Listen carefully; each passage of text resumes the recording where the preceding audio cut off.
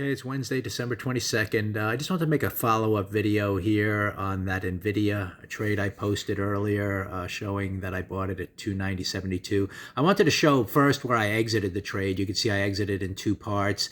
Half the position 292.25, half the position at 294.23, and I'll explain that in a second. And then also kind of go over how that falls in line with a couple of key day trading principles that I've put into use that is, quite frankly, turned my entire day trading around these two concepts. So I just thought I'd mention that just in case it may be informative for others. I know, everyone has their own style of doing things, but since this is pretty helpful to me, I just thought I'd share it. First of all, in terms of the exit, you could see here, this was the earlier video where I entered at this blue line. I exited the first part of the position right here at the intraday high, which was the target, and I'll get into that in a second. In terms of how price normally moves during a day. And then I exited the second half. I let it run a little bit. And as this red bar here it opened up higher. And then as it was coming to the open and it was, exhausting, I just sold out even before it made a new low. I just tend to look for that if I let a second half of the position run. Sometimes I just exit everything up there, depending the distance that trade was and what's going on in the day and some other things. But in general, what that leads to, I just wanted to point out two concepts that, like I said, is just critical to my day trading. Number one is that the high or low of the session normally occurs very early in the session. And why that's important, let me go to the 15-minute chart here, because there are 26 15-minute bars in any given day. And I, like I said, use that as my main foundation for trading, the 15-minute chart and what those bars are all doing. And what it is if you go back on, and I can scroll back day after day after day, you're going to find that the high or low of the session occurs very early in the session, almost all of the time. So in this case, today, the low of the day is going to form in the first bar. A lot of times that happens. Yesterday, the low of the day formed here in the first 4 or 5 bars, and quite frankly, that's a little long usually. Most of the time, it's sooner than that.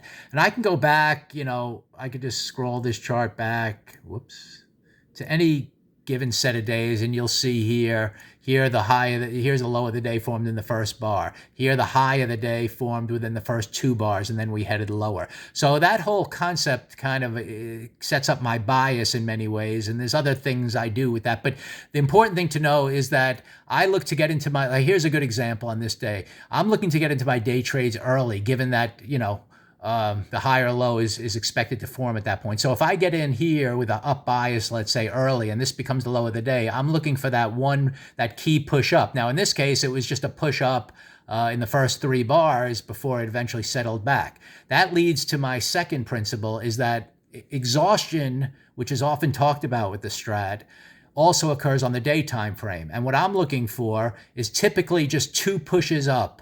Let's say I'm going long, and that to me represents potential exhaustion. So for me, if I would have got in, let's say over here, this is the first push up, I would have considered then maybe a pullback and then this second push up. I'm sure I would have been exiting right in this area and then foregoing this actual third push up.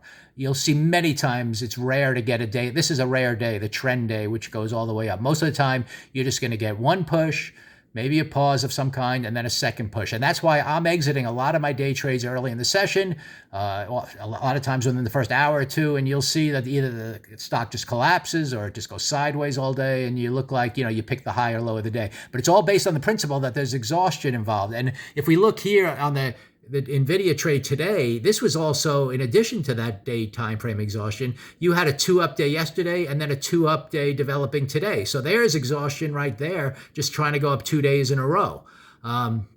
So anyway, just, I'm very clear when I'm taking a day trade long after you already have a Strat reversal signal, the second 2-up day in a row, that there's going to be potential exhaustion up there. And then using the principle on this day that, we made the first push up. And then what got me excited of the trade is we hadn't made the second push up yet. That's why I was really looking at it in here. And then we got that second push up. I exited. And as it turns out, that's going to be around the high of the day. So I just wanted to point that out as well. So anyway, Those two principles, I would suggest you look into it. Depending how everyone, again, maybe that doesn't make sense. Everyone has their own style, but it's something that once I grasped it and then viewed charts and then incorporated my signals along with that, it's really helpful in terms of both getting into trades early in the day and then getting out of them, before they turn around on you.